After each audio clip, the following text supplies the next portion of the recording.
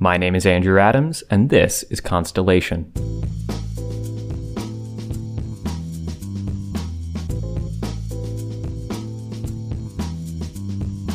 In this podcast, I interview students, staff, and faculty at the University of Illinois Springfield about their work and lives. This episode, my guest is Dr. Dooley, an Associate Professor and Interim Director of the School of Public Management and Policy at UIS. Dooley has held teaching and research positions at schools in Tennessee, Arkansas, and Texas before coming to Springfield.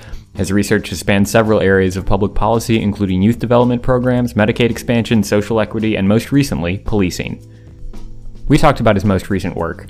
I think he has a critical perspective, given that he understands better than most what makes policy effective or not. With so much conversation about what policing should and shouldn't look like, it's sometimes easy to forget that the core of any government endeavor is the actual law and policy surrounding it. The conversation was a delight, not just because Dr. Dooley is charismatic, though he is, but because he has a way of discussing serious problems in America without giving up hope. In a time when so much about American politics and policy can feel like a losing proposition for everyone, it's important to be reminded that the world can get better. I hope you enjoy it. On with the show. So thank you so much for taking the time to chat with me today.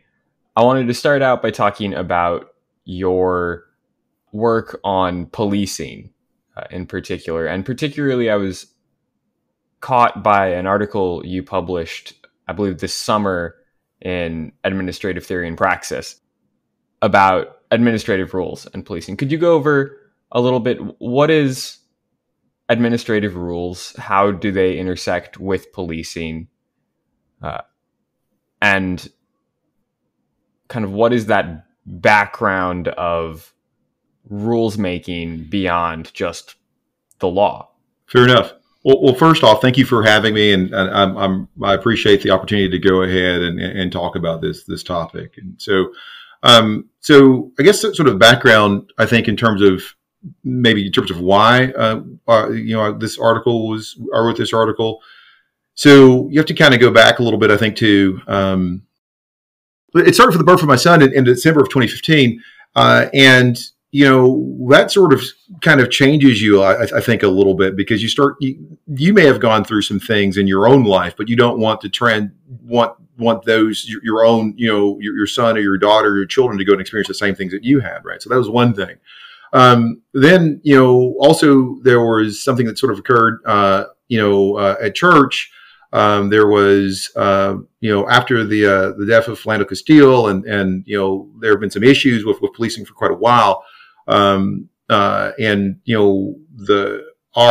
pastor at the time, he brought the police chief in to go ahead and talk to the parishioners and that kind of thing, to sort of talk about what was happening. And so, on its face, this seems like a really cool thing. You have a chance to go ahead and talk to someone who's in charge, right, of a police department, and to go ahead and express your concerns and to sort of, get their perspective on it, to see how we could go ahead and arrive at a solution, right? You're looking for comfort, right? And so one of the things, the first thing he said was, well, all lives matter first and foremost, and I think, that was sort of an indictment, I think, on the Black Lives Matter movement, because the Black Lives Matter movement really isn't saying that only Black lives matter. It's saying that African Americans in this country really have been mistreated, right, for so many years, as it relates to housing, as it relates to public spaces, as it relates to policing. And so there is a huge disconnect. There are some disparities, if you will,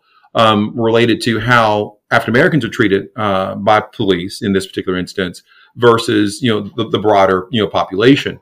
And so that really stuck with me. And then so the death of Philando Castile, because he was in his, he was driving, home with his girlfriend in the back, right? And then his daughter was in a car seat. And so this is just so this is the same situation that we did, right? So I typically, would drive, and my wife would be in the back, and my son would be in his car seat. And so this really resonated with me. And so from that standpoint, and I already focus on issues related to community development and human capital development. And human capital development really is concerned with what can enhance or impede a person's ability to go ahead and pursue the American dream, right? We're talking about education issues. We're talking about issues related to healthcare. We're also talking about issues related to policing from that standpoint. Anything that can negatively impact or positively impact the individual as it relates to community development is something that I'm very interested in. And so these sort of things sort of built in. It spurred me to go ahead and really start really focusing my research, on those particular efforts, right? So that's sort of the background behind, how this article, started, and so in academia, research takes time. You've got to go through you develop a literature review, have a particular lens, and kind of go through that process. And so it takes a little while. And so fast forward to 2021, finally that article was published and that kind of thing. And so that's kind of where we are now. I think the other part of your question, if I'm not mistaken, was, to talk about the particulars of the article, right?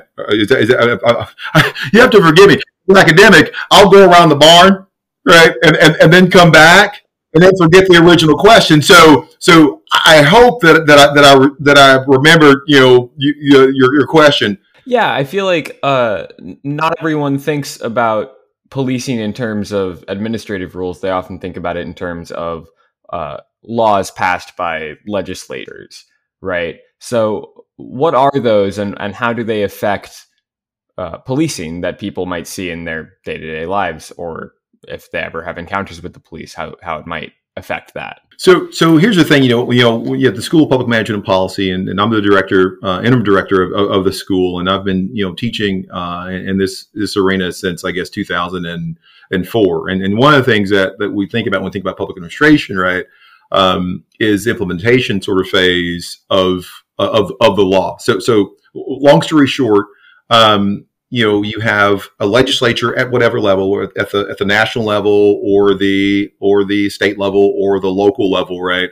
Will go ahead and pass laws or ordinances or those types of things, and then the executive, right, will can veto them or not, right? But ultimately, when a law becomes a law, it falls to agencies to go ahead and implement those laws. Now, the interesting thing about agencies, they exercise a lot of judgment, which we talk about, or is what's known as discretion, right? So they have the ability to go ahead and look at the laws and interpret those laws, and how they interpret those laws, right, ends up what is known as discretion, and so there is some variation in terms of how different entities or different agencies interpret the law.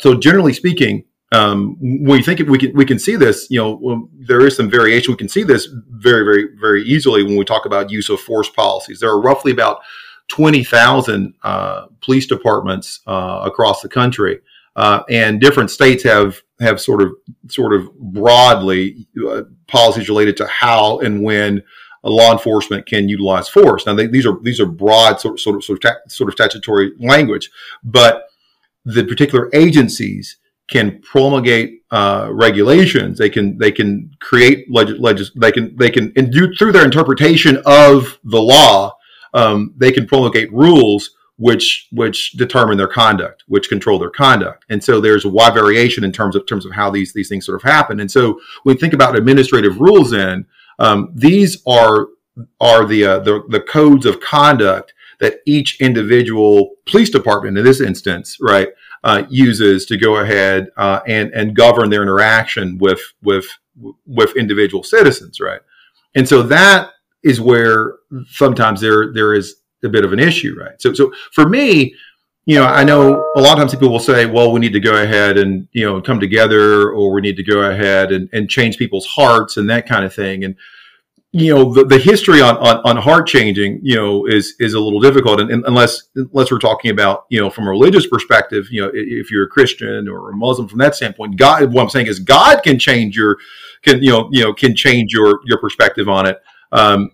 But we as individuals, we have to, and as a collective community, we have to go ahead and work to put, I think, processes in place, right, and not rely really on on hoping something's going to happen or rely on faith from that standpoint. We need to also focus on what sort of real sorts of solutions can we use. And so one of the things that comes to my mind from that standpoint would be these. I know I'm going way into the weeds, but the point being, administrative rules are these local entities or agencies exercising their discretion in terms of constructing these sort of things. And so there is some variation in the use of force policies across the country. And so one of the solutions that the article sort of speaks to is that, we can go ahead and change those rules governing how police interact with citizens, right? And since there is a disparity in terms of how they interact with African Americans in this country, how about we go ahead and make sure there's less discretion in terms of how law enforcement engages, right? Interacts with citizens, right? Let's sort of talk things such as banning chokeholds, banning putting your knee on the back of someone's neck, right? Those types of things. Then there's another sort of component that comes out that Article 2.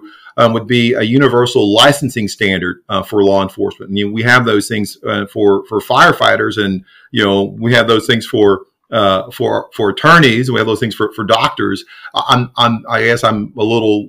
It's honestly it's odd to me that we don't have those types of things for policing, law enforcement, because everyone, I think, over the course of a lifetime will have some interaction with police, right? Whether it's getting a speeding ticket, whether it's seeing someone getting pulled over for speeding, whether it's some of these other sorts of things that are a little bit more problematic.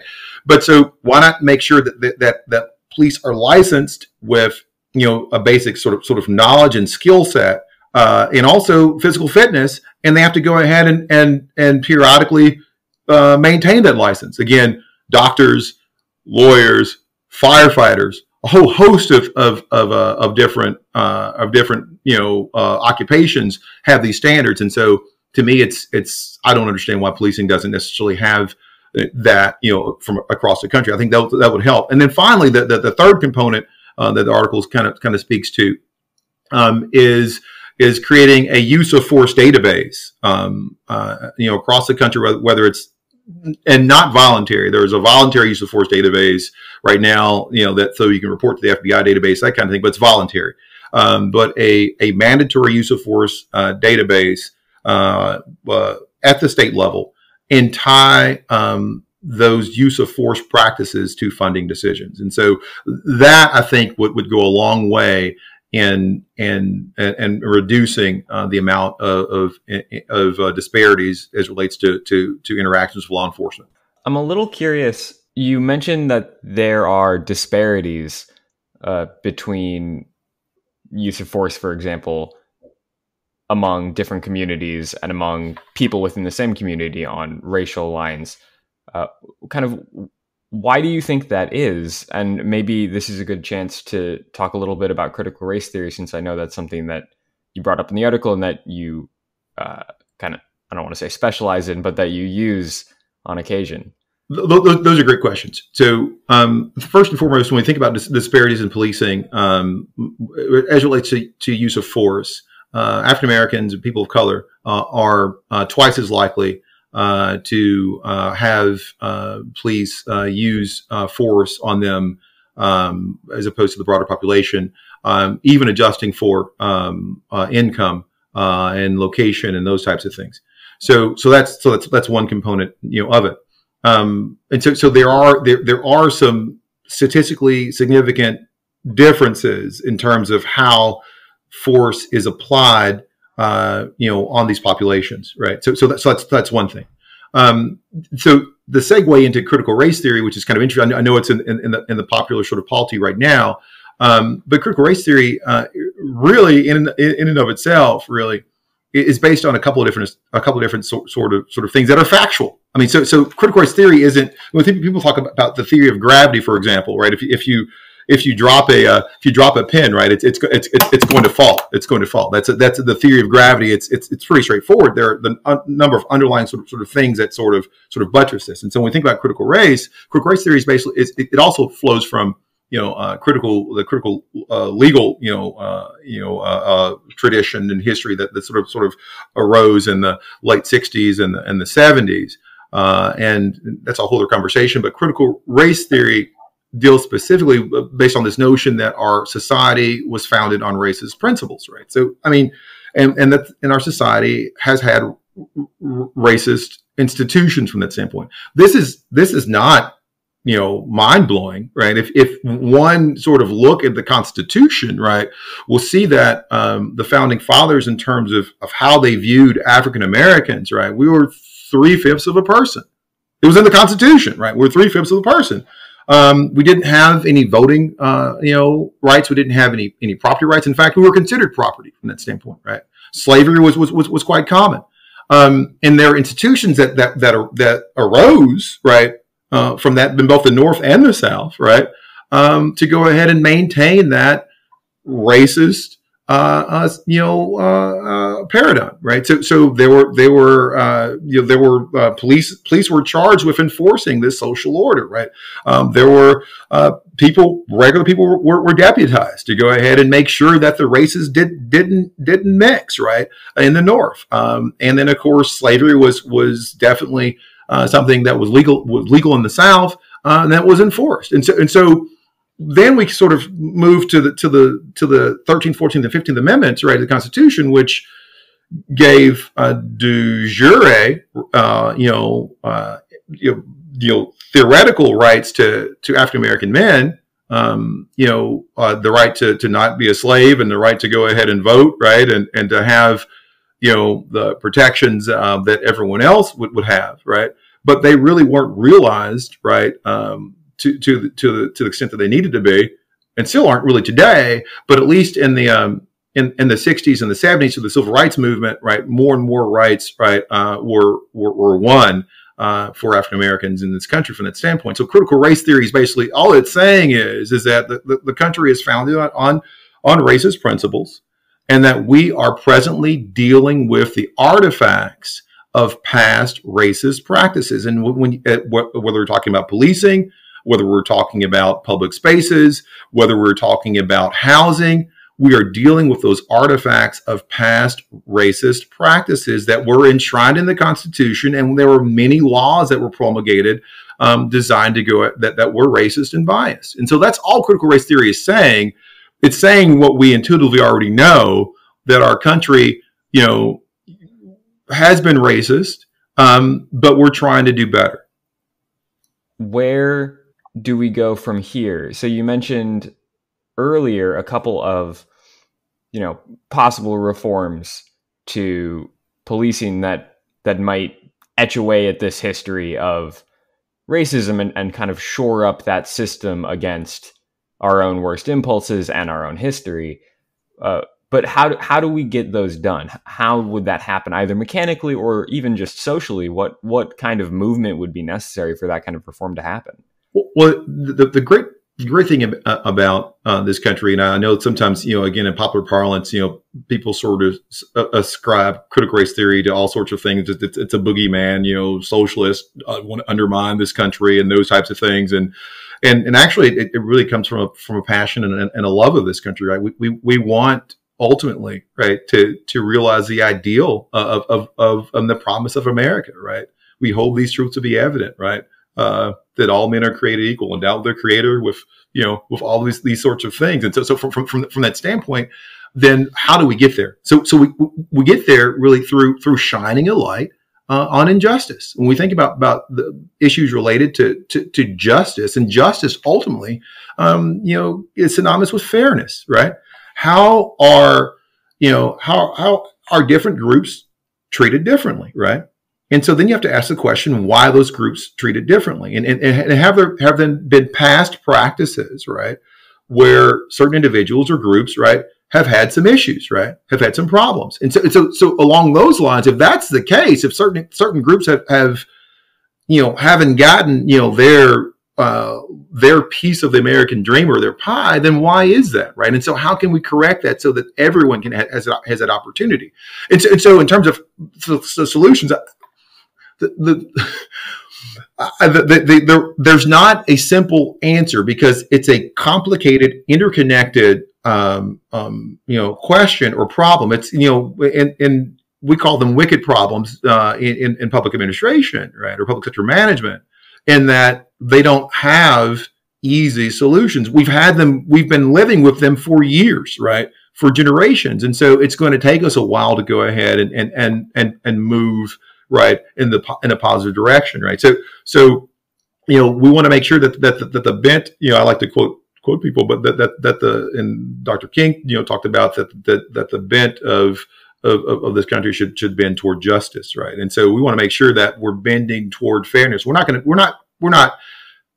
a fair country today. We're not a just country today, but are we moving toward justice? Are we moving toward fairness? And that I think is what we want to make sure we do. And so how do you do that then? So what we do is we live in a representative democracy.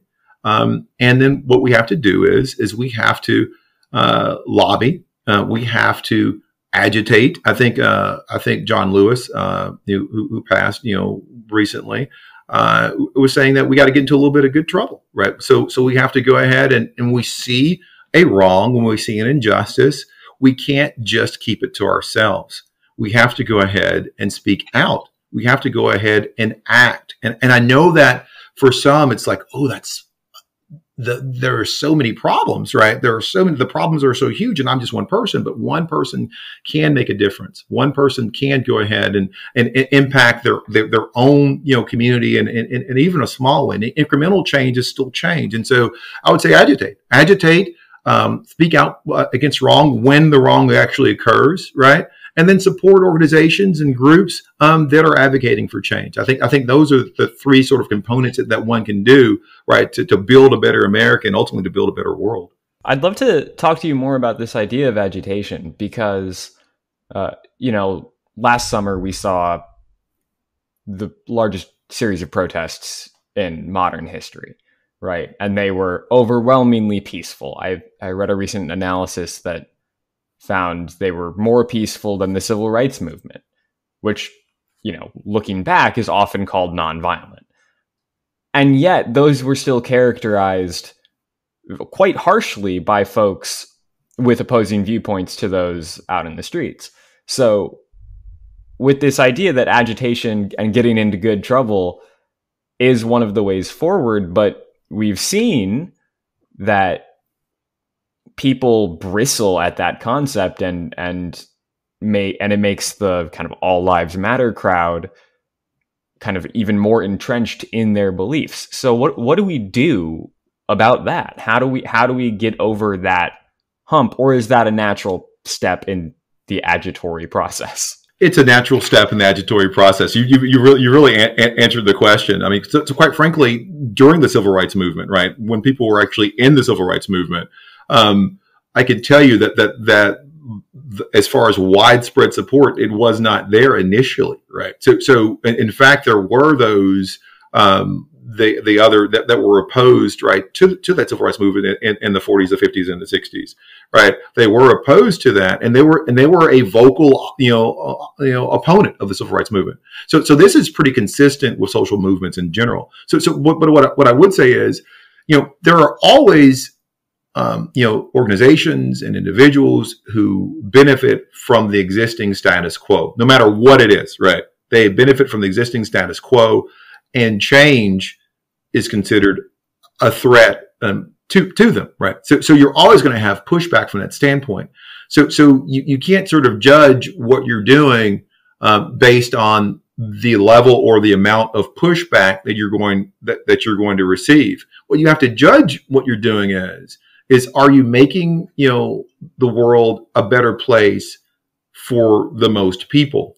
Are you fighting for those that are at the margins? And oftentimes we make that synonymous with, African Americans or people of color, but we also could be talking about children.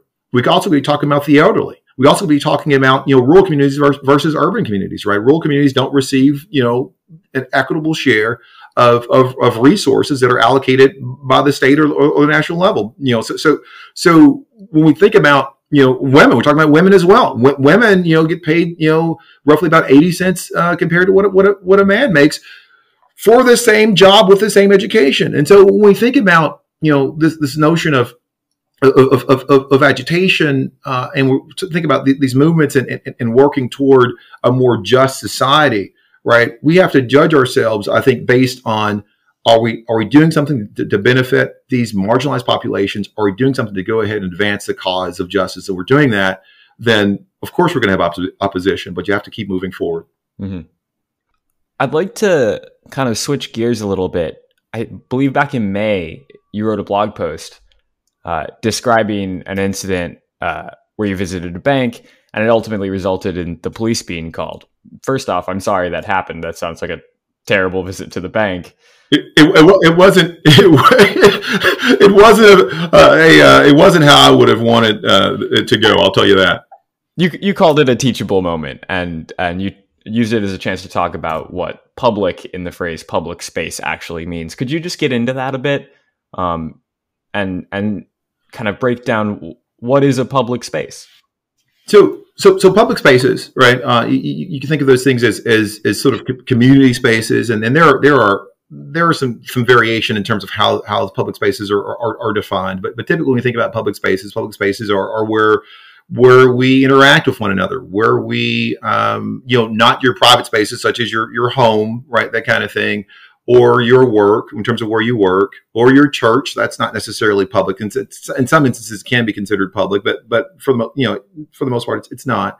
But in terms of places where we shop, places where we sort of conduct our financial sort of things, our financial institutions and those types of things, parks and those, community sort of spaces. So public spaces are those spaces where we all get a chance to interact with each other, right? And the freedom of assembly, right, is a fundamental, right that we have under the Constitution in the society, right? So from that standpoint, now there are limits, right? These rights are not limitless, right? We have to comport ourselves appropriately, right? We have to go ahead and not negatively impact those around us, right? So there are limits to that. So that's why you can't, scream fire and when you're going to a movie theater. Although I kind of miss movie theaters since we're in COVID right now. Although I think they're slowly opening back up, right? But so I do miss it. I didn't know how much I missed it until I couldn't actually go to one, right? But anyway, you can't yell fire in a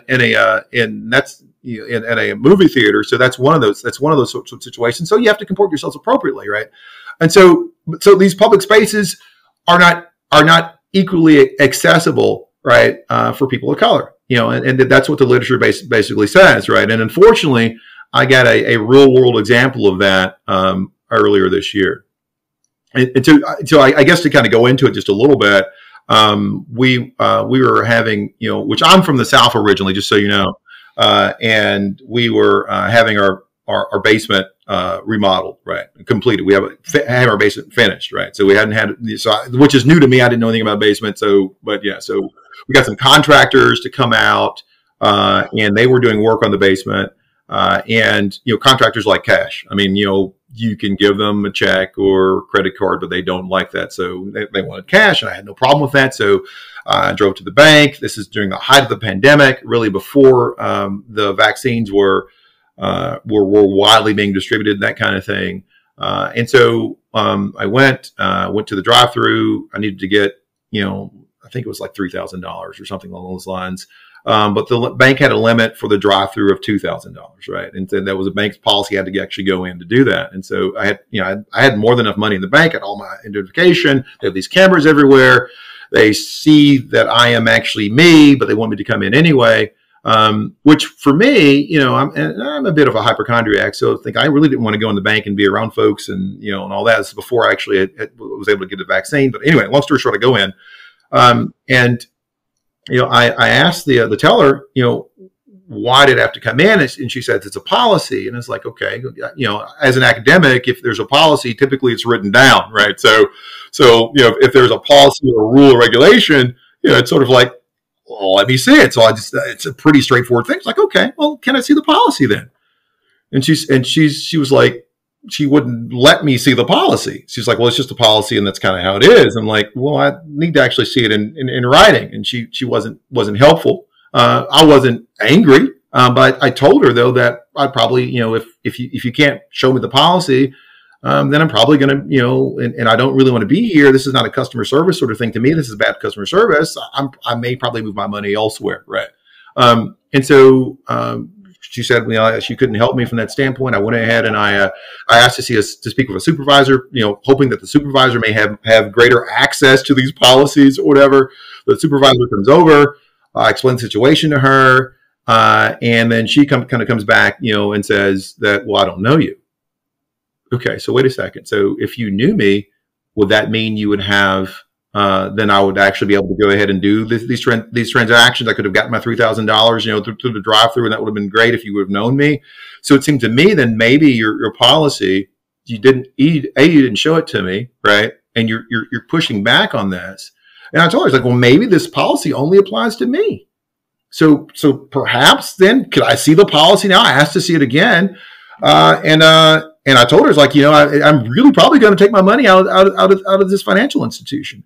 And so she said, okay, I'll go get the policy for you. Be right back. And so she left, and then I finished the transaction with the teller. I waited about 5 minutes. I said, this is kind of silly. I need to get this money back to the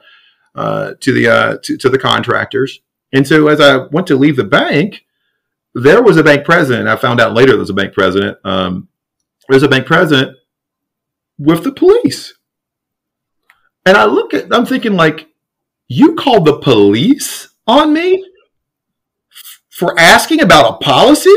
And I'm a customer. I'm your customer, right? I'm a customer here. It wasn't a customer service sort of mindset, it seemed like. And she said, well, I didn't like the way you spoke to my employee. I'm like, I didn't like the way she spoke to me either, but I didn't call the police on her. So anyway, long story short, the police are very professional, and we were able to go ahead and they said, have you finished your transaction? I was like, yes, I have. And they said, well, you probably need to leave. I said, I didn't want to come in here to begin with. So I left. Now here's the issue with this, right? There are a couple of different things that sort of arise for me on that. Had I been a 16-year-old white female, I'm not sure the police would have been called on me. That's number one. Number two, what if, just throwing this out here, what if, I had an anxiety disorder, right? And so when I go around the bend and I see the police and the police, and I'm confronted by them, and maybe I have a panic attack, maybe I freak out or whatever, that could have led to a whole host of really sort of negative sort of things. What if I was autistic, right? It could be high functioning, autism. And I'm confronted with this situation or these circumstances that could have actually went a lot differently as well. What if the officers who showed up, what if they weren't as professional as they needed to be? That could have went a whole different direction as well. The whole point being, the police should not have been called. And so from that standpoint, I looked at that as an opportunity to go ahead and educate, I think, our community on these types of disparities. Mm-hmm. It seems to me that it's odd that police would be involved when, from your telling of the story, it seems like you committed no crime. Exactly. In your research into kind of policing and its effects on social norms and the social order, is it frequent that police are used to go into public spaces and enforce things that are not law? Correct. They are. In fact, they are. I mean, and I think I think last summer there was a whole host of things that sort of a bunch of hashtags on social media sort of emerged. In terms of bird watching, while black, driving while black, banking while black is a hashtag. So what you're getting to is an interesting sort of point. When we think about the social order, right? Public spaces really aren't public spaces for the entire public. Public spaces really are synonymous with white spaces. And when we think about white spaces are places where, people of color, right, where they're not expected to be, where they're not wanted to be, right? So these sorts of things, have a long history in this country. When we think about going back to really before the founding, the revolutionary era of this country, then after the founding, right, in terms of, how slave laws were being enforced, how regular citizens were deputized to go ahead and make sure that African Americans knew their place, and these things weren't nice, or it wasn't like someone just sort of showed up and said, "Oh, by the way, you shouldn't be in this space. Would you please, sir, go back to your home?" And these were violent interactions and encounters, right, to go ahead and really reinforce this notion of the other. You are the other. You are not welcome. You are not wanted from that standpoint, right? And so we do have this history in this country, and you also sort of see this, in terms of across the country, almost in every city that you'll see, municipality that you'll see across the country, there typically is, right, the other side of the track. So if there is even a remotely significant population of color, right, you'll go ahead and see there's typically some sort of transit sort of line that divides things, whether we're talking about railroad tracks, whether we're talking about a highway. There is this other sort of section of town, right, where communities of color typically tend to be concentrated, right, and this is by design, right? That's a whole other sort of conversation. And so when these communities of color move from these sort of defined spaces, right, into white spaces, right, then you have these problems. Switching gears again, I'm wondering what advice you would have to young people interested in coming into this work and coming into this field, researching disparities in policing or in other areas of policy, like you mentioned, human capital development. I imagine that the differences between Black and white communities come up all the time there. What advice would you have to young people entering this field, particularly young African American, young Black people who are researching this that has direct implications on their daily life? Well, I think first and foremost, when we think about, I'll share just a quick story. When I was getting my dissertation and working toward that, I made it through coursework and that kind of thing. And my dissertation, chair, one of the things he said to me, and it stuck with me, and that's I got my PhD and I finished my dissertation back and defended back in 2010. So I guess it's been 11 years ago. But I remember he said you have to go ahead and write your dissertation on something you're very passionate about, right? Something that will wake you up in the middle of the night that you have to go ahead and write, because you're basically writing a book, right? Your dissertation basically is an analysis, it's a book, it's research. And in order to go ahead and get through that, you gotta be motivated. So the first and foremost, I would say to any young person, not just African Americans, because there is sort of, I have to say this too, right? All skin folk aren't kinfolk, right? So just because someone is Black doesn't mean they have to go that only Black people can study issues related to disparities related to African Americans and people of color, right? Just like only women can only study issues, gender related issues, right? So we can't fall into that fallacy or that trap. When you look at the civil rights movement in the 40s, the 50s, and the 60s, right, it was a whole host of people from all backgrounds, right? So from that standpoint, we don't want to go ahead and say, oh, well, no, you can't be involved, right, in this good work, right? It's only got to be relegated to this. And so from that standpoint, I want to make sure that is something that's said. So long story short, if you are motivated, right, if you care about people and you want to make this, your community a better place, you want to make your city a better place, you want to make your state a better place, you want to make this country a better place, right? Then you need to read. First off, you need to read. And I know the internet has all sorts of things out there, but that's why I would recommend going to Google Scholar.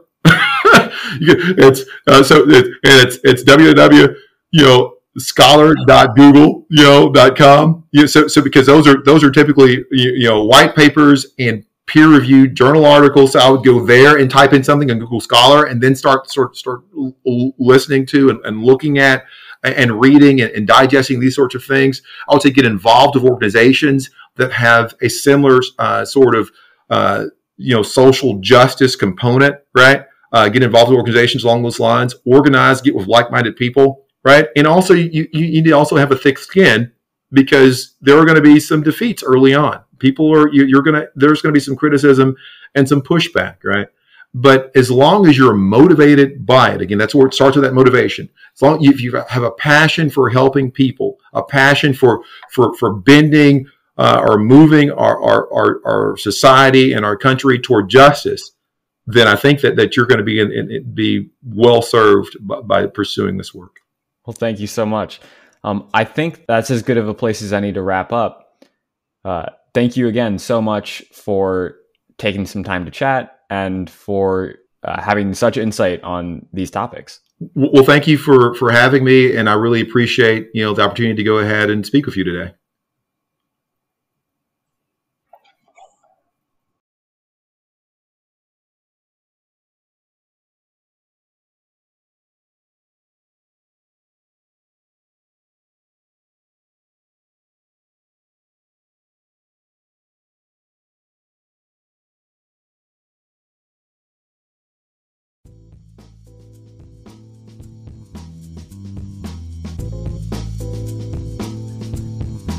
This show is a production of the UIS Journal, the student newspaper at the University of Illinois Springfield.